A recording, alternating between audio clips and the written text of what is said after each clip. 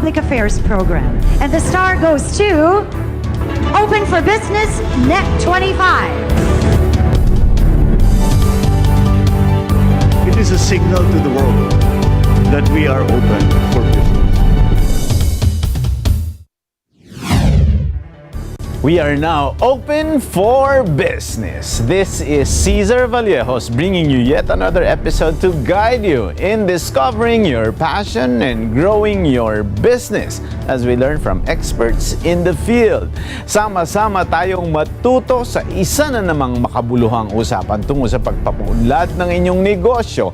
Ang Open for Business ay mapapanood nyo rin sa Facebook, sa YouTube. Siguraduhin mag-like at mag-subscribe sa aming social media page at Net25 TV. Alamin natin, suriin mula sa mga negosyante, thought leaders at mga personalidad sa iba't ibang larangan ang mga strategies, trends at mahalagang karanasan sa pagninegosyo dahil tayo ay open for business. In the ever-evolving landscape of modern organizations, HR consultancy firms play a pivotal role in shaping the way businesses manage and harness their most valuable asset, their talent. Join us on a journey of talent acquisition, management, and development as we speak with Dr. Jocelyn R. President and CEO of Profiles Asia Pacific and Managing Director of People Dynamics, who has been making a difference in the HR industry, collaborating with businesses of all sizes and industries to unlock the full potential of their workforce as they open for business. Ang big day ni Cindy. Panoorin natin ang kanilang love story. May nagsabotage nga ba? Binigay sa kapatid ng general manager ng Evergreen ang date ng kasal namin. At si Vivian, damay sa problema ni Andrew. Magandang araw, magandang araw, magandang araw, magandang araw. Any time of the day, it's super saya, lalo na kung si Ara lagi mong kasama. Magandang araw, magandang araw.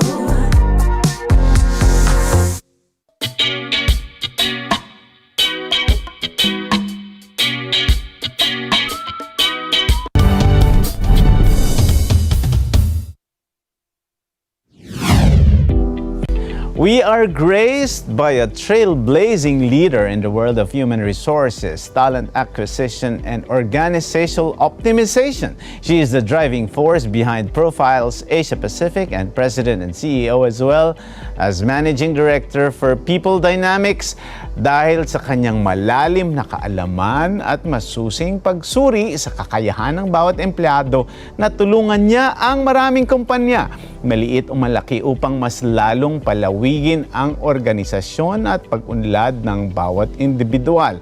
Her expertise extends far beyond traditional HR practices, encompassing talent assessment, strategic hiring, and innovative solutions that empower businesses to reach their full potential. In fact, she's also in the academe helping shape the minds of our future business leaders. With an unwavering commitment to excellence, she has helped numerous companies navigate the complexities of HR, enabling them to build high-performing teams and foster cultures of success. Please welcome Dr. Jocelyn Pick. How are you, Miss Jocelyn? I'm great. Thank you very much, CRV, for having me here. During the introduction, we have you have a very stellar career in HR. Paano nyo po ba nasimulan na bakit HR ang pinili ninyong field of endeavor? Well, actually, CRV, I started my career as a coder, as a computer coder, and as a statistician. But in the numerous projects that I've had, and mind you, some of them were failures, na-realize ko po na the reason for that is because kulang tayo sa pagfa-factor in ng mga tao. So the people aspect. And that is why I developed a passion for HR. And besides, if you think about successful organizations, kahit na ano man ang business nyo, yung success talaga ng mga company depends dun sa mga tao. So we have to know how to understand them. Probably even how to understand them more than they understand themselves. And how to find out kung ano yung mga motivations nila so we can encourage them to their fullest potential. Doon po ako nagkaroon ng passion with HR. Kasi when I changed my mindset, kasi dati puro po ako numero, puro po ako programming, na-realize ko na hindi pala dapat ganun. Kaya po nag-fail yung mga ibang projects ko. Kulang ako sa pag-i-explain sa mga tao, getting their buy-ins. So with that, I started studying about human resources, management, and organization. That's quite somehow unrelated. Coding, programming, and statistics. And then HR. So basically, this is people management or organizational development. That is something that's also very interesting because of the difference between what you saw or experienced before and what you have been doing for the past years. What triggered you to somehow shift to HR? As I said, I started realizing that the success of anything that you do really starts with having to understand your people. I was also a teacher. I was a lecturer at UP. I taught algebra and trigonometry. And again, doon ko po natuklasan, but that was early in my career, na talagang it's very important to have a relationship with your students. Hindi lang yung puro formulas. And you are right, it's now it is considered as far apart. Pero these days, yung analytics is very important for HR because of what's going on with big data, with artificial intelligence. Ang mga HR ngayon, kailangan din nila ng solid foundation na maintindihan nila yung numbers behind the performance of people. So while it might appear to be magkakalayo, hindi rin po eh. By nature, I'm a very curious person. So my curiosity led me to try to understand a lot more things about people. So yun po yun. That's a good thing, Miss Jocelyn, because we always hear a lot of people, a lot of organizations mention that it is not equipment, it is not capital. That's the greatest asset of an organization, but it's talent, or it's their pool of talents.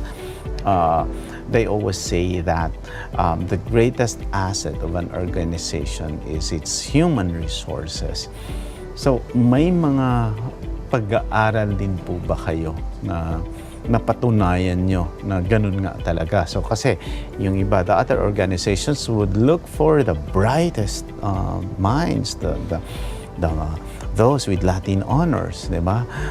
Those who have excellent grades in school, those who are top-notchers. But some organizations also believe otherwise, and they look for competency and attitude. So, ano ang pinanggagalingan noong phrase na yun that the greatest asset of an organization is its talent? Let me go back to what you said, that some companies are actually really looking for the people with the highest cognitive levels, the highest honors. When we first started the business, we had a lot of clients that was really looking for that. But then you have to look at the other side of the coin. The other side of the coin is not just the intelligence of the person, kundi pati yung ano ba ang kinakailangan ng trabaho. May mga ibang jobs na hindi mo naman kailangan the best and the brightest, the top 1% of the population. So you have to match the job with the person. Because in the end, it's not just you wanting to hire the person, but you wanting to see to it that the people that you hire are the right fit for your organization. So maraming factors yan. You just don't look at the grades. You also look at the personalities, their behaviors, their values, their potential, in order to say na this person will be successful. So yun po ba, may proseso yon. Halimbawa, client will approach you, di ba? And then they will, as you mentioned, they're looking for the top 1% or 10% of the best, di ba? Now, you can say otherwise. You can advise them because that's your business model. What process do you go through to ensure that there is the right fit between the organization and the job market? There is a process. It's a scientific process. Ito po yung proseso na pinag-aralan din. Let's go to benchmarking of the job. So you have to understand ano ba talaga ang kailangan natin. You want a salesperson? Ano ba ang characteristics nitong salesperson na gusto mo? And then, you benchmark the requirements of the job. Tapos nun, you make use of a lot of assessments. It's not just the psychometrics, CRV, pero nandun na rin yung interviews, nandun na rin yung mga background checks. You try to get as much information as possible for you to make an informed decision. But in the process, there are tools out there in the market, like the tools that we have. It will assess ano yung cognitive abilities mo. Will they fit the requirements of the job? Because some jobs, as I said, hindi naman talaga kailangan the best and the brightest. Pwedeng average, pwedeng a little bit above average. So we score that. And that's where my statistics come into play. And then you also want to understand ano ba ang interest niya? Magaling nga siya as a scientist, pero hindi naman siya interesado sa job na yan. So it's the total person. I-assess natin yon. Tapos, you also want to find out ano ba ang values niya? Saan ba siya mag-thrive? Ano ba ang work environment na gusto niya? So for example, talk of Net 25. There are certain people who will thrive in a very challenging environment like this. So if all of this will fit, and this can be measured, and this can be benchmarked against hundreds or if not thousands of different careers, then we can come up more or less with a scientific data that will allow us to make informed decisions. Wow, that's interesting. You also mentioned about this HR evolved. During the pandemic, there were a lot of things that happened. Online classes, Yes. a lot of online businesses. And nakikita natin, based on some readings also, that there is now a shift to the skills that are needed by the market. May mga trabaho noon na wala na ngayon. Yes. At may mga trabaho na umusbong naman ngayon.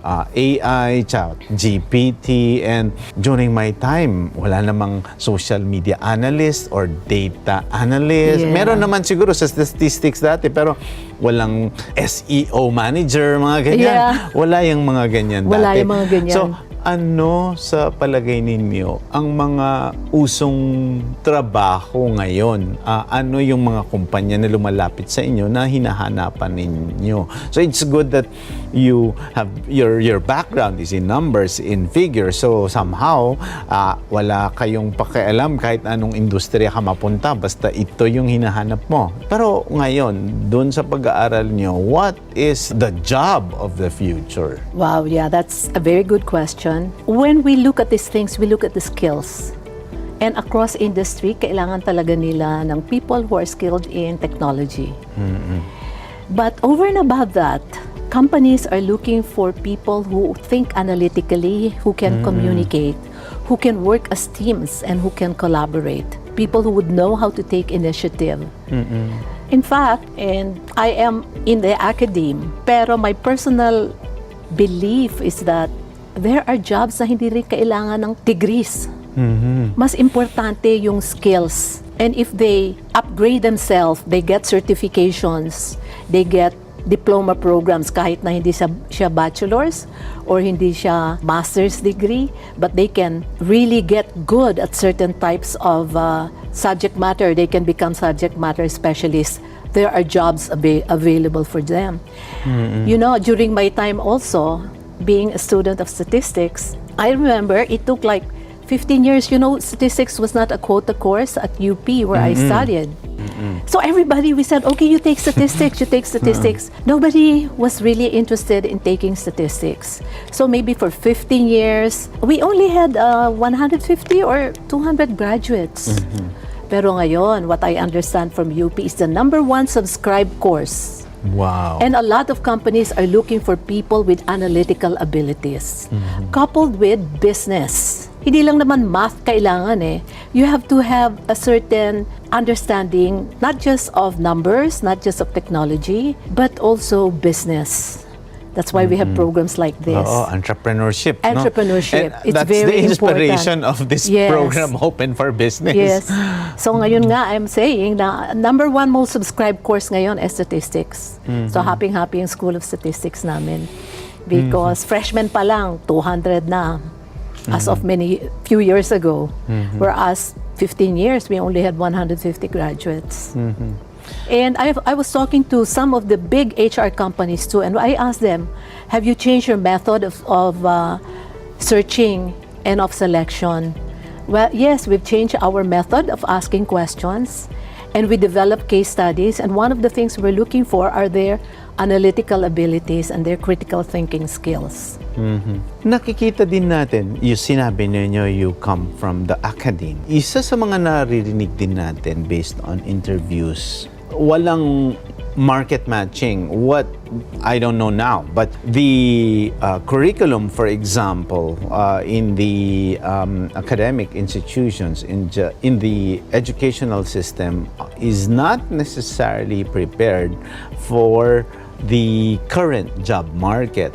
So, kung pagpunta na ngayon ng estudyante sa actual work environment, parang wala siyang napakinabangan doon sa kanyang pinag-aralan. Ngayon ba, are there developments where you see that somehow that gap is bridged? And what initiatives do you think should be done so that what the academe offers is exactly what the market needs? Yeah, there are many facets to your question, CRV. I would say that there are still certain careers that people occupy, and they were successful to, mind you, pero hindi yun ang pinag-aralan nila. Meron pa rin mga ganon. Yes. On the other hand, yung professionalization ng career guidance has also helped. So yun din ang isa sa mga initiatives. For example, we actually assessed 100,000 students all over the Philippines. Ito yung mga senior high, to find out kung anong courses ang dapat nila kunin. Hindi lang yung anong pinakamataas na sweldo, o eto yung barkada ko, pero saan ba sila nag-fit? Tapos ililista, ito yung mga subjects na kukunin nyo. And I think some schools are also doing that. Before they accept, then lalo na ngayon, most schools, because of the CHED program on free education, and most of our local governments and city governments, they already have their own LUCs, local university and colleges, wherein the tuition are free. And it's good news because for me, it really gives an opportunity to people who otherwise could not get an education. Because it's free, they also try to match their students kung saan nila ilalagay. Hindi lang kung anong pipiliin. Not all schools do that. But they have what you call a career matching. So that they're more aligned as to their, as I said, as to their interest. Dito pa talaga kami interesado. O bakit mo kinuha itong course na to? Hindi dahil andun yung mga barkada mo. Kundi, okay ka dyan. So meron naman tayong mga ganon para hindi naman masayang din yung education ng mga bata. So, ibig sabihin, Dr. Jocelyn, talagang kahit yung discipline ninyo nag-evolve din. Kasi sabi nyo nga, you are changing even your questions, even your selection, may development din. So, hindi rin siya stagnant. Yan, hindi rin. Hindi siya stagnant. And for us to stay ahead, just like in any other business, kailangan naaamoy natin anong nangyayari sa environment. So we have to keep abreast, stay ahead, and find out what's going on. Kasi talaga, CRV, ibang-iba na mundo ngayon eh. The world that I knew when I first graduated, talagang ibang-iba na ngayon. And also the work environment. Kasi ngayon, yes. after the pandemic, you mentioned the pandemic, no, na marami nawala ng jobs. But who were the companies that stayed afloat? They were the people who knew how to take care of their people. Some companies, kahit na nalulugi na, they did not lay off their people. They continued, yes. They continued. Tapos ngayon, meron na tayong hybrid workforce. So may mga technology in our company. We have our departments report once a week lang. And the rest of the days, they are working at home. But guess what? It doesn't mean they're goofing. Because we Yes. also have technology that tracks down So whether what they're they're doing. working. Yes. So technology again has given the answers for this. But one thing I realize is that we have to be people-centric. Over and above, dati command and conquer mode tayo. Eto, yan, dapat ang mga unfortunately, ganyan ako noon. So siguro kaya marami rin ako mga failures. But then I realized you provide a culture, and also you said, paano natin matutulungan itong mga ito? What else aside from the assessments? Can we help them become successful?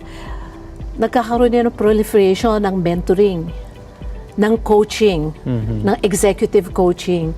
Because we try to think about the leadership and succession planning for these people.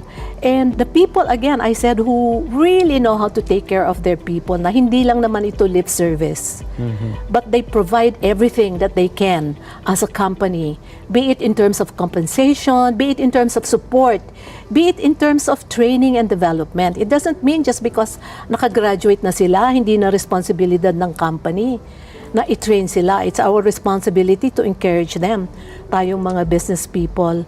Then we will find out that they will also do more than their best to help us grow. Our business, during the first year of the pandemic, it actually went down, I will have to admit.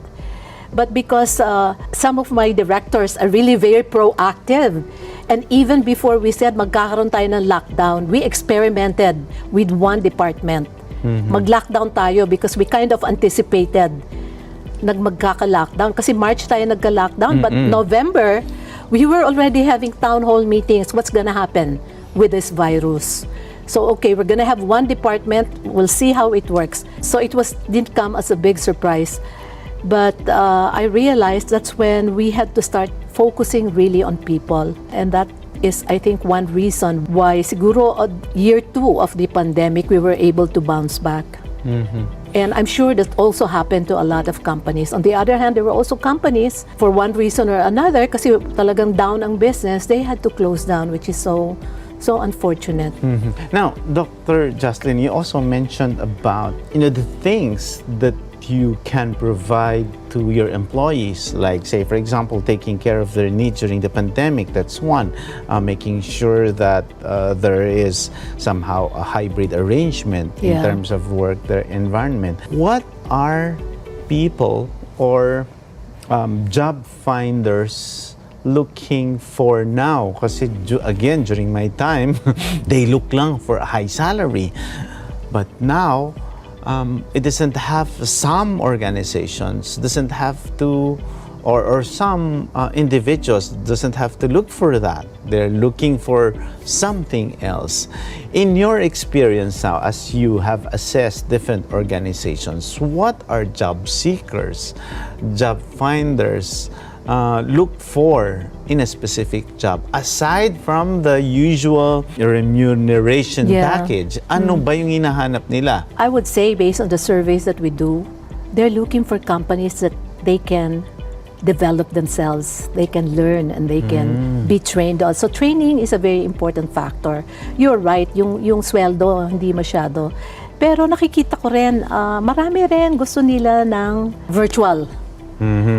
Medyo inconsistent kasi based naman din sa research, but actually I'm referring to the youngsters. Yung mga youngsters, mas gusto pala nila ng face-to-face. Sa karanasan po ninyo, saan nga ba sa halimbawa sa isang kumpanya, saan nanggagaling ang pagkakaroon ng masamang epekto naman ng this mental concerns, like say for example, siyempre sa school nasasabi natin bullying, mga ganyan. Siguro naman sa maaring meron din sa office, pero hindi ganun katulad ng when you say school, that's bullying, diba? Pero sa office, saan nanggagaling ang mental I think problems? there are many things. Some people feel so pressured with the job. Okay. Because in a virtual environment, pag virtual environment ka, walang sense of belongingness. Wala kang friend. Kasi you're working virtually. I think mga factors din yan eh. Yung leaders, mga supervisors. Sabi nga ng research, people leave companies not because of the company itself, but because of their supervisors. One example, why? Because kunyari, of the supervisors. Siguro the supervisor is so demanding or doesn't have empathy towards the employee. So yun yung mga klaseng training na dapat binibigyan natin, supervisors and employees alike, to be more aware, self-mastery, more aware of themselves, na ito kami, which by the way, assessments can also answer. Ito ang pagkatao ko, ganito ako. Tapos if you're the supervisor, kita mo yung profile niya, ganito pala siya dapat i-handle. Ang personality niya, ganito. So this is the way to handle her. So may mga coaching tips din itong mga assessments natin. So ang maaring ang problema, not necessarily the employee or yung under mo, kundi yung supervisor din. That's or vice versa. Yeah, kasi in the assessment, in the performance appraisal, di ba, it should be both sides. Yes. The view from the... It has to be, yes, yes. But in the day-to-day, you've got to know how to handle your people also. So one competency that you have to develop as supervisor is for you to have a strong awareness of others. Because if you don't develop that skill, you will have a problem also. Wow! We're getting a lot of insights here. Ngayon, ang isa sa mga interesting na binabanggit din is, pag sinabi mong HR, ano ba to? Approachable ba sila or masungit ba sila? Kasi di ba iba-ibang, I also was exposed to the corporate world and I talked with a lot of CEOs. So, pag HR ba, parang sila ba yung pinakamadaling lapitan or sila ba yung pinaka-stricto or sila ba yung approachable nga or sila yung friendly naman para kunyari parang if you feel down, if you are nearing depression, you have someone from HR to talk to. So ano yung ideal na HR ng isang kumpanya? Unang-una, yung kilos ng HR is really defined by the policies of the company. May mga ibang HR na masusungit talaga. They are the policemen. Actually, I hated those HR. Sige. Pero hindi naman masama 'yon. Hindi masama kasi yun yung job nila. Kasi to police. Time sheet, naka-uniform ka ba? On time ka ba? Absent ka ba, no? Pero I think the ideal HR for me as a businessman is an HR who understands my business. So that when that person recruits for people, may input siya and when that person counsels people with problems, kasi part rin ng job ng HR. Ang hirap ng trabaho ng HR sa totoo. Pag hindi niya naintindihan yung strategies tsaka yung business concepts ng entrepreneur, mahirap. So, he can be approachable, he can be a policeman-like as long as he understands the business. Understands the business and why this is being done. I see. We have a lot of companies that will have to lay off hundreds, if not thousands, lalo na yung mga malalaking companies dito that had to lay off. BPO companies or call centers, di ba? Sometimes they lay off. I mean, that's a big challenge. For the HR. On the other hand, there's so much bright future then for HR. I think it's a very exciting field to be in. You have to have an understanding of the law. You have to have an understanding of labor relations. Exactly. You have to have an understanding of relationships, emotional intelligence. And at the same time, you have to be able to help your boss, the CEO or the management for you to run the company. You mentioned about that relationship eh. So, Yes, yes. parang ano ba yon? Gaano ba ka-importante yung relationship na yon? And how do you maintain a good relationship amongst peers, amongst colleagues? Kasi in a work environment, there are times where people cannot necessarily dissociate a friend from a boss. Siyempre, when we say relationship, it's a business relationship, di ba? But there are times wherein this is already your second family, di ba? Kasi It is, from yes. your home, you go here and this is your day-to-day. This is your family already. Yes, yes. But there are times people, somehow you cross that specific boundary. Yeah. So what kind of relationship would you want to highlight here? And Yes. how do you compartmentalize those relationships? Yeah, I like that question about relationships. And the family, you're right. We are really one big family. Everybody in the office. For me, you have to be transparent. You have to be transparent and you have to know how to communicate. If you're not able to communicate, nagkakaroon ng speculation, nagkakaroon ng mga haka-haka na hindi naman tama kung minsan. Na-promote yan, favorite yan, or what. Kasi hindi natin na-communicate ng gusto. But at the same time, we have to be transparent. Kasi kung marami tayong tinatago, like in any family, nagkakaroon ng mga suspicious minds dyan, nagkakaroon ng mga tampuhan, ganoon. But if you lay down, and your policies have to be written, and it has to be communicated and signed, that they understand these are the rules and the policies of the organization. So I think that's one way to avoid it. But for me, it's really honesty, and it's really transparency. Of course, nasa values na rin ng company yan, governance, fairness.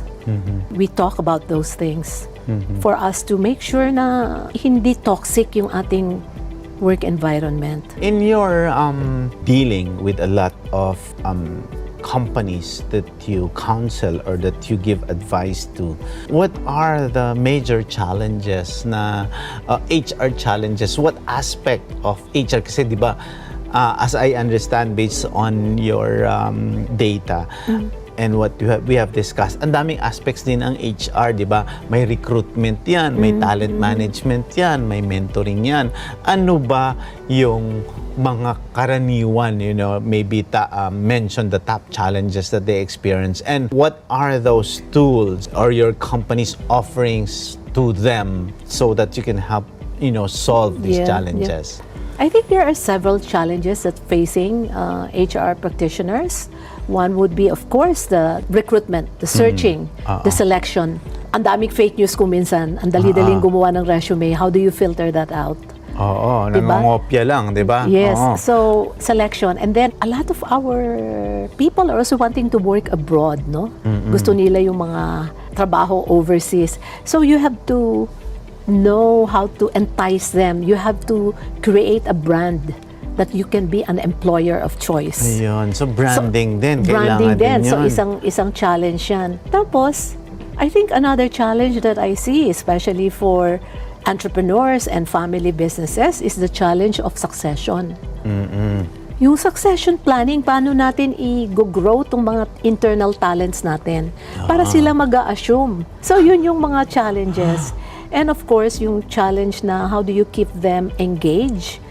How do you keep them motivated para bumaba ang ating attrition rates? Yung palipat-lipat. Tapos, I would say, compensation. We need very good data on compensation.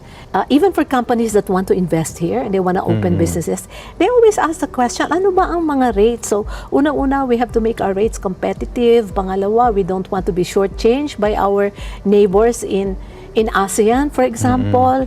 Para ang rates naman natin, hindi naman masyadong mataas, pero with the ASEAN integration, right? So, compensation will be a problem. Well, of course, we also have labor problems, and a lot of entrepreneurs are always faced with challenges. Every time the Department of Labor says, magkakaroon tayo ng mga wage increases and all that, those are also challenges for, well, I wouldn't say that's HR, but in one sense it is, because HR got to have the analytical data and must be able to collect a comparative comparative figures. That's when the analysis comes in. It could also be an issue. So those are the greater challenges of an HR. Madami, but I think the finding the right person. How do you find the right person? Kasi, and how do you communicate that? Kasi di ba during the earlier times, talagang ano lang yan. Newspaper, nag-pipila talaga. But this time, there's social media. Pero minsan, yun nga, mahirap mo i-filter. What's your advice to companies? How do they really mine a lot of data? Okay, you mentioned social media. Talagang madami, no? A lot of people look at social media to find out. But yung mga age-old practices like asking your friends for jobs, asking for referrals, asking for people inside a company because they know the culture best and hindi naman magre-recommend yan. So those are certain aspects. Mind you, there are a lot of AI-generated tools that can even predict when you're going to quit.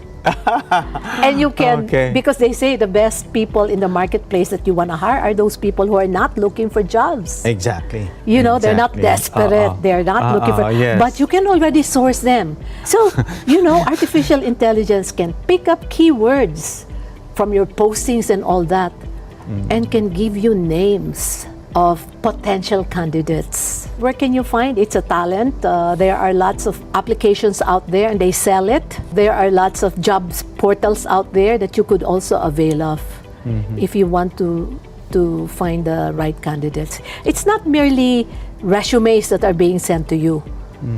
Dapat may konting filtering na. Kasi you'll be faced with what? Hundreds of resumes.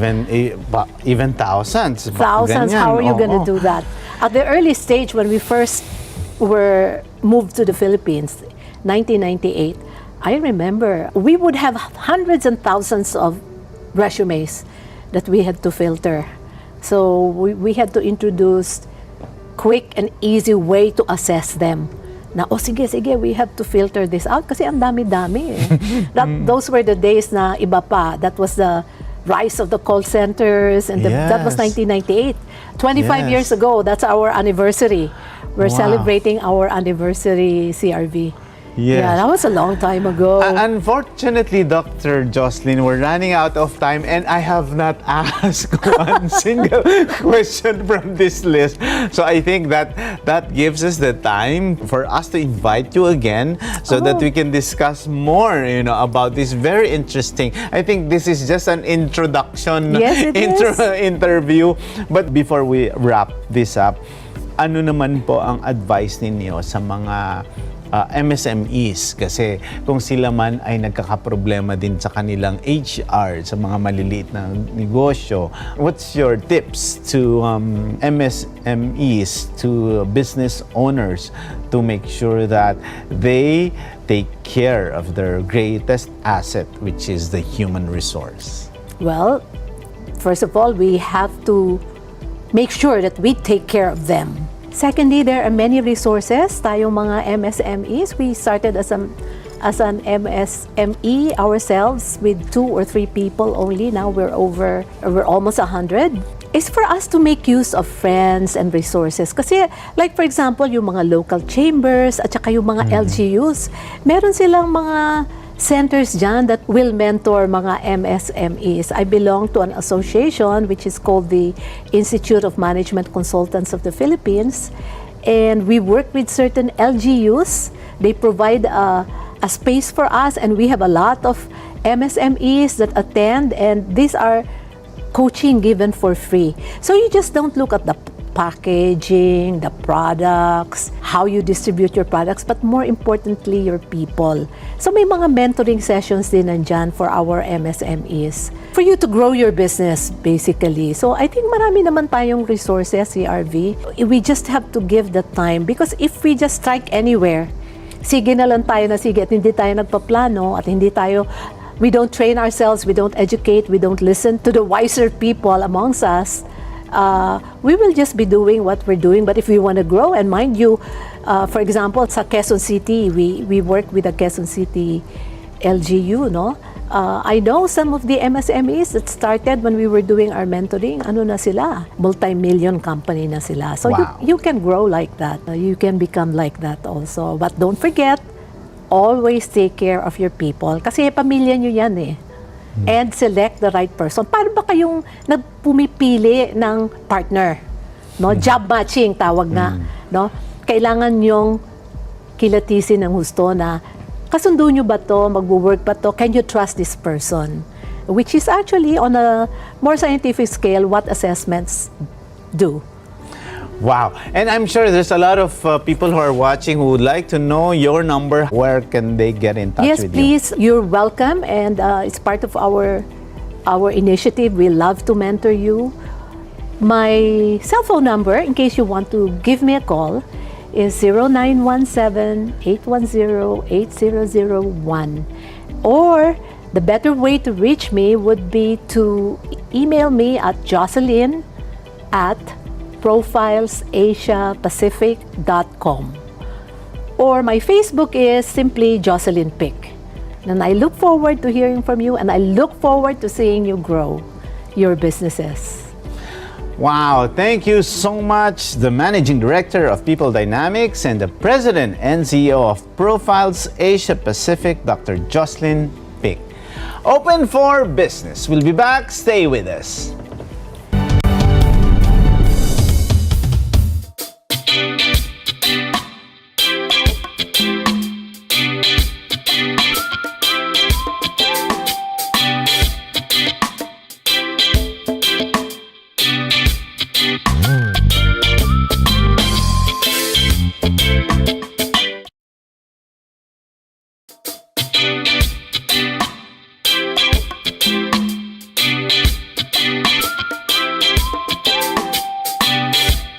Nag-offer ako ng trabaho kay Sanem.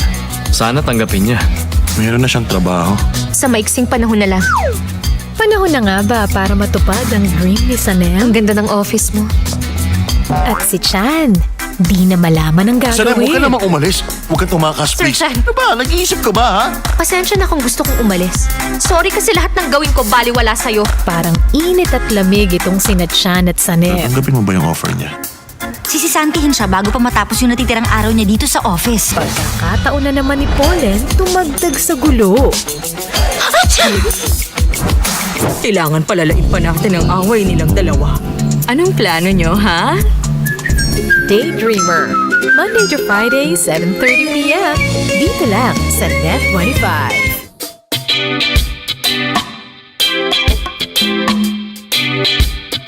Subscribe mo. Magandang araw, magandang araw. Magandang araw, magandang araw. Magandang araw, magandang araw. Magandang araw, magandang araw. Any time of the day, it's super saya. Lalo na kung si Ara lagi mong kasama. Magandang araw, It is another night of honoring exemplary Filipinos at the 7th Outstanding Men and Women of the Philippines 2023, and we caught up with some of the awardees with significant contribution to society. Let us watch this.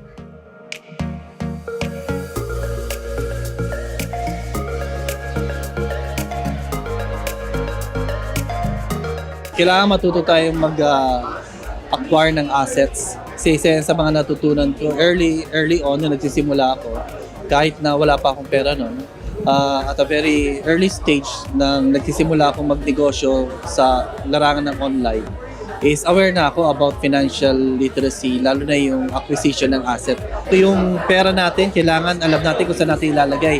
Not just more on liability, but more on asset instead. Napaka-importante yung passion sa ginagawa natin, and most importantly, yung hindi ka nakafocus sa pera. Kasi isa sa mga natutunan kong lesson sa buhay is the more you chase after money is the more na nag-struggle tayo sa financially. So naniniwala ako na kapag ka nakita natin yung ating purpose, yung ating passion, at yun ang ating chinace, yung financial abundance kung saan na siya dumarating, whether you like it or not. Nagkapasalamat ako sa mga ganitong klase na recognition kasi kahit pa paano nare-recognize yung small efforts na ginagawa ng mga negosyante na katulad ko na para ma-reach out yung mas maraming mga tao sa pagbabago lalo na ng kanilang kabuhayan.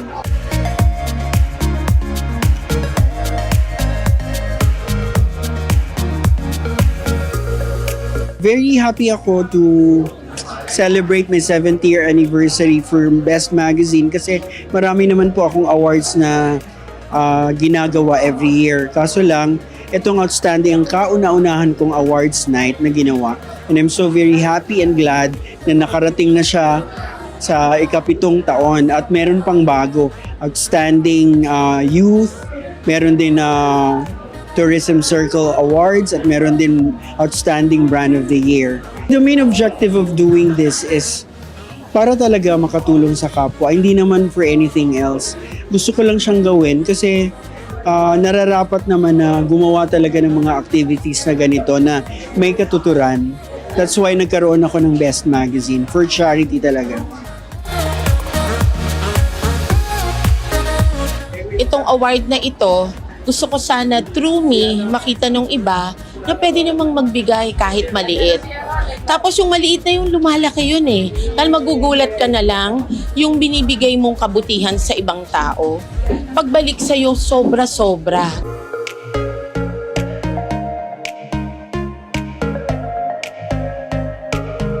Being Mrs. Space of Tourism, Philippines 2023, hindi lang ito yung pageant having a pretty face, kundi ito yung platform na maka-inspire sa mga women to empower women and other people, especially those children. Ang advocacy ko po ang makatulong sa mga batang abandoned, mga batang abused, yung mga batang helpless po sa kanilang buhay, yun po ang gustong-gusto ko pong tulungan. Ini-encourage ko po ang mga kababaihan na kailangan magtiwala sa sarili, maging positibo po sa buhay para ma-inspire din ang other women at makatulong din sa ibang mga tao at mga bata.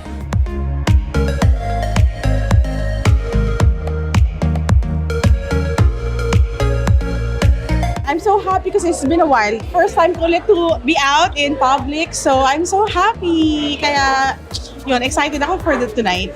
Kaming mga artists na-appreciate namin na na-appreciate yung aming talent in singing, like me. So, hindi nasasayang yung mga efforts namin for the longest time.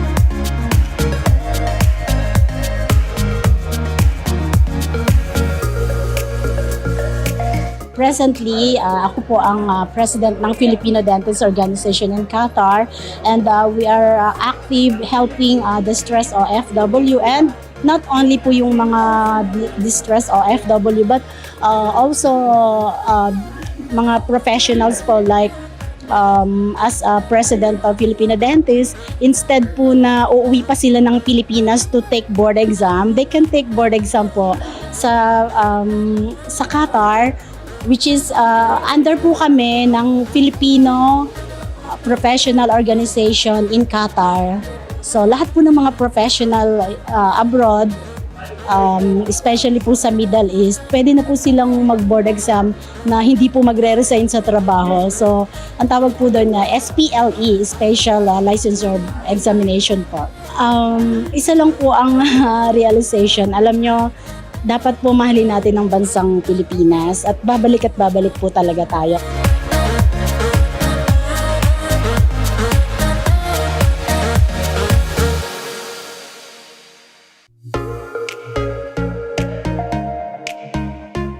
Natutuwa po kami dahil ang ito pong award na po ito ay halos every year po namin tinatanggap. Ito po ay pagpapakilala lamang po na yung contribution namin pagdating po sa aming pong brand na isa pong healthy, napaka-safe at napakasarap, okay, na kahit sa okasyon po pwede po nating inumin, pwede po nating gamitin, whether it is like reunion, debut, or graduation.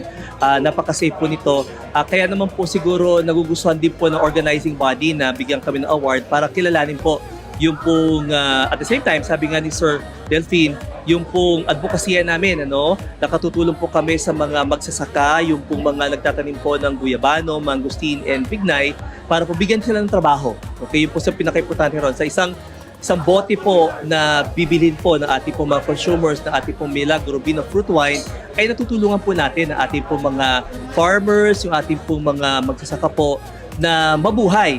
Okay, this 7th annual Philippine Most Outstanding Brand of the Year, well, very flattering of course kasi despite na hindi naman kami kabilang dun sa tinatawag na mga blue chips company, maliit lang kami pero we're very thankful na this award giving body always recognizes us na maipakilala kami sa mga tao, especially sa mga kapwa nating Pilipino. And hindi lang yun, malamang pwede sa buong mundo makilala po yung aming kahalagahan po ng advocacy nga po namin na makatulong din po talaga kami sa mga local farmers po natin. This kind of awards inspires us to do better. Sa bawat steps na gagawin namin next time, gusto namin maging better dahil na-inspire kami na may mga tao po pala talagang nakaka-appreciate sa ginagawa. Thank you very much to Mr. Richard Hinola and his staff. Itong award giving body na to ay malaki po ang naitutulong namin kasi lalo na nagiging very proud po kami na nararamdaman natin yung kulturang Pilipino na magaling pala talaga ang mga Pilipino. Sa akin kasi, kahit noon pa talaga, na hindi ko pa hinahawakan si Alabaster Perfumes, nandun talaga yung heart ko na makapagbigay tulong at maraming tao ang mapasaya. Sa akin siguro hindi yung sarili mo yung iisipin mo. Kung hindi, yung mga taong nakapaligid sa'yo na hindi ka magpapayaman sa iyong sarili. Kung hindi dapat, i-share mo kung ano yung may blessings na meron ka, i-share mo rin sa iba.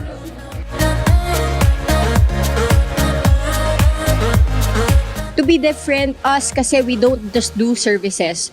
It's about the experience that they feel and also how we empower men and women that you don't have to change. Enhancing is not just outside but also the inside.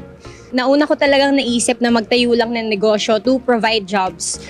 And then, naisip ko na if I can use my skills and myself na makapag-provide ng trabaho, especially during pandemic. And I think that's also one kaya kami nag-grow because I had that vision for the past years. I'm very honored na mapabilang dito and this is really a nice event para mas lalo pang ma-inspire natin ng mas maraming tao.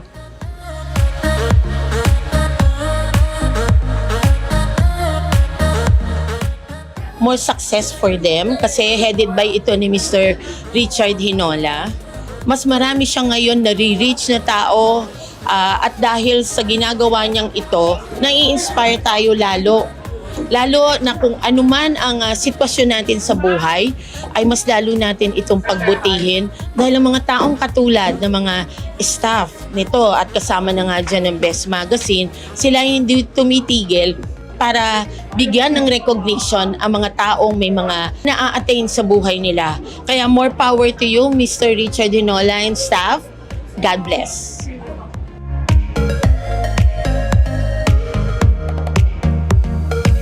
Ang Open for Business is very, very credible. Lalo na po ang inyong host, napakagaling. At the same time, yung format ng palabas na Open for Business is very, very nice, especially dun sa mga negosyanteng mga bago na nabibigyan nyo ng pagkakataon kahit papanong sumikat. Marami po akong magagawa rin ng award tonight, like si Miss Aramina, tapos si Tony Petgaba. Yan ang ikinagaganda talaga ng mga palabas ng Net25, pang pamilya at pangkalahatan po. Kaya po nagawaran ko po ang Net25, mga shows nila kasi napaka-entertaining naman po. Congratulations po for making your audience na maging masaya while watching Net25 because let's face it, Net25 is one of the uprising TV station and very competitive right now. Nagulat ako kasi more than 1 month pa lang ang magandang araw and nakakuha na kami ng award. Hindi ko na-expect. Kumbaga, sa tagal ko sa industry, like yung nabigyan ako ng award sa pagiging artista, ang tagal bago dumating yun eh. So ngayon, parang ang bilis ng pangyayari. I wanna thank for this recognition dito sa Magandang Araw Show. Nako, siya, pang pamilya. pangpamilya yung show na yon kasi kailangan ma-touch natin lahat ng topics, pang kids, pang seniors, pang adult, pang dalaga, pang nagdadalaga, ganon. So, ayun, lalong-lalo na, this is, I want all people na makakuha ng mga tips para lalo tayo maging healthy.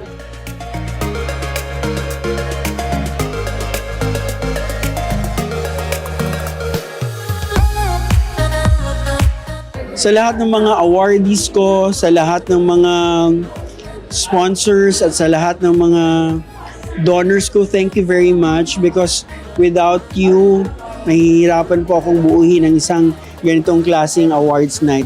Lalo na po, naabot ko na po ang ika-7 awards night for outstanding men and women of the Philippines.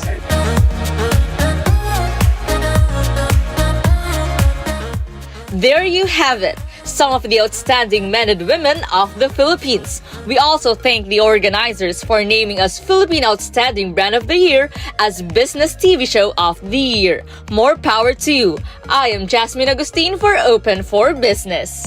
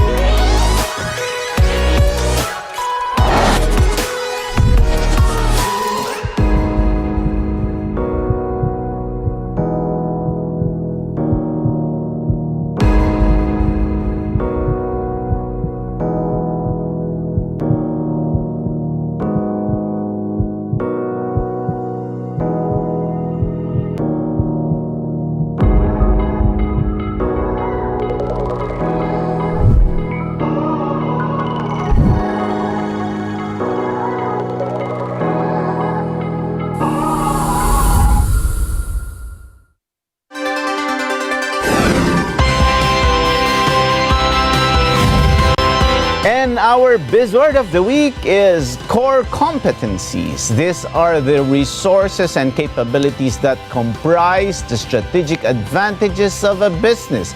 A modern management theory argues that a business must define, cultivate, and exploit its core competencies in order to succeed against the competition. Through our discussion today, there is no doubt that HR consultancy firms are the architects of tomorrow's workplace. They are the compass that guides businesses through the complex terrain of human resources, offering expert guidance, innovative solutions, and strategic insights that drive growth, foster inclusivity, and enhance productivity. The Profiles Group and other HR solutions firms are reshaping the landscape one strategic partnership at a time. Optimizing human capital strategy is a vibrant and transformative space that holds the key to unlocking the full potential of any organization.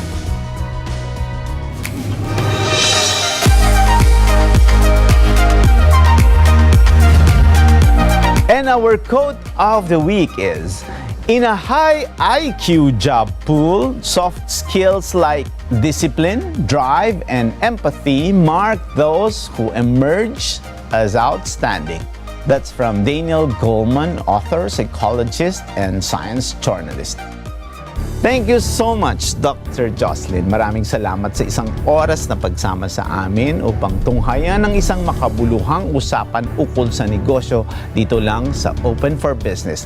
Hanggang sa susunod na linggo, samahan nyo kaming muli dito sa Open for Business. Catch us on Facebook, YouTube, like and subscribe on our social media page at Net25TV. We will bring you more insights from industry experts, thought leaders, CEOs, and featured SMEs. Together, let us help encourage business development in the Philippines. Sharpen your business acumen, feel the pulse, and set the trend for as long as you are informed and open for business. Ito po si Cesar Vallejos. Marami pong salamat. Thank you.